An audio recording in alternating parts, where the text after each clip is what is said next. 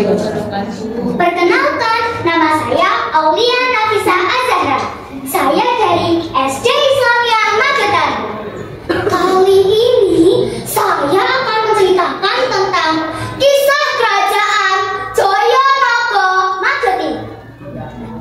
Terbentuknya Telaga Sarangan yang melahirkan sebuah kerajaan yang bernama Kerajaan Jayanaga Magetan.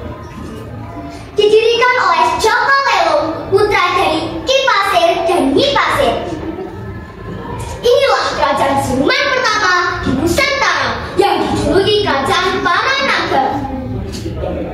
Jaka Lelong adalah seorang siluman naga yang menikahi putri dari tabib kerajaan yang bernama Kaning Ayu.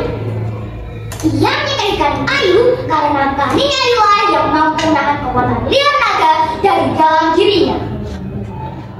Setelah penantian selama 1 tahun, mereka berdua dikaruniai seorang putri yang bernama Kencana Ningrat. Ia adalah satu-satunya pewaris tahta kerajaan Jayanaga Magetan. Namun sayangnya Kencana Ningrat adalah orang yang bisu. Selain itu juga memiliki fisik yang tidak selayaknya manusia biasa. Iris matanya hijau zamrud, kulitnya putih pucat, dan beberapa bagian tubuhnya bersisik naga. Hal ini menyebabkan Kencana Ningrat sering mendapatkan ejekan. Kencana Ningrat diangkat menjadi ratu kerajaan Jayanaga Magetan setelah 1 minggu kematian kedua orang tuanya. Ia bersumpah bahwa ia tidak akan menikahi siapapun. Rakyat pun mencaci makinya dengan kata-kata yang menyakitkan. Padahal pada masa pemerintahan Ratu Kencana Ningrat, ekonomi kerajaan semakin membaik. Perluasan daerah semakin lancar, perdagangan menyebar, dan hasil bumi melimpah. Namun, rakyat tetap menghina pemimpin mereka karena tidak mau menikah dan memberikan keturunan. Saat sedang bersantai di pinggir Telaga Sarangan, ia bersenandung-ria seolah-olah tidak memikul beban yang berat. Tiba-tiba, netranya dikejutkan oleh sinar yang lancar dari sebuah gua yang dulunya tempat tinggal Ki dan Nyi Pasir. Dihampirinya asal sinar tersebut dan ia tambah terkejut. Ternyata sinar itu lancar dari sebuah bunga. Di tengah keterpayahannya, tiba-tiba terdengar suara. Kencana Ningrat, jumbuhin tanduran kembang iki. Tanduran ing sumur sajejeng kebun kerajaan. Awakku kudu jaga kembang iki besok bakal jadi keturunanmu. Dibawa pulang tanaman bunga tersebut, dijaga dan dirawatnya tanaman bunga setiap hari hingga tumbuh membesar. Setelah 9 bulan lamanya, 7 tangkai bunga semakin membesar. Saat Kencana Ningrat sedang melihat tanaman bunganya, ia terkejut. Dari masing-masing tangkai bunga seperti sedang melahirkan 7 bayi secara berurutan. 7 bayi tersebut terdiri dari 4 bayi laki-laki dan 3 bayi perempuan.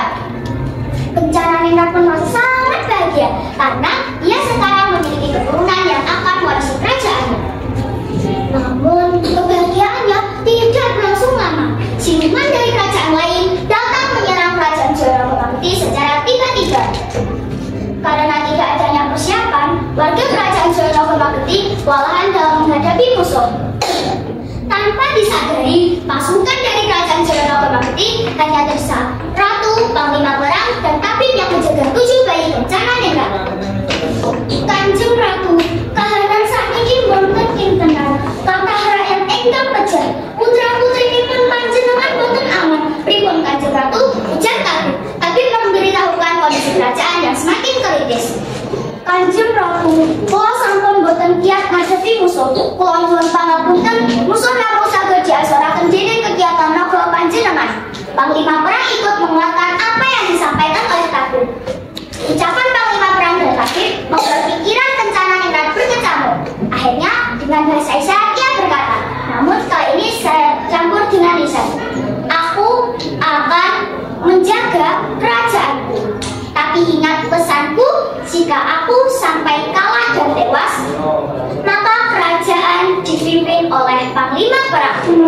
Dan kamu tabib, bawalah anakku ke puncak Gunung Lawu.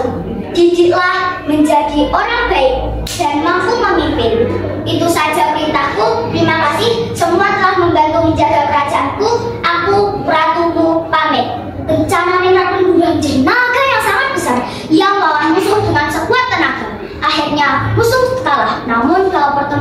Kencana juga tewas. Warga kerajaan sangat menyesal karena selama ini telah menghina orang yang mengorbankan dirinya demi kejayaan kerajaan. Bertahun-tahun kemudian, anak-anak Kencana tumbuh menjadi orang-orang yang sakti. Semuanya membangun kerajaan yang besar sehingga terkenal di berbagai wilayah Nusantara. Mereka semua berhasil mengharumkan nama ibu mereka, Ratu Kencana dari Kerajaan Joyonogo Mageti.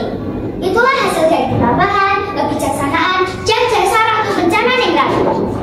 Pesan moral dari cerita ini, jangan menghina kekurangan orang lain karena satu kekurangan tidak bisa menutupi 1000 kelebihan.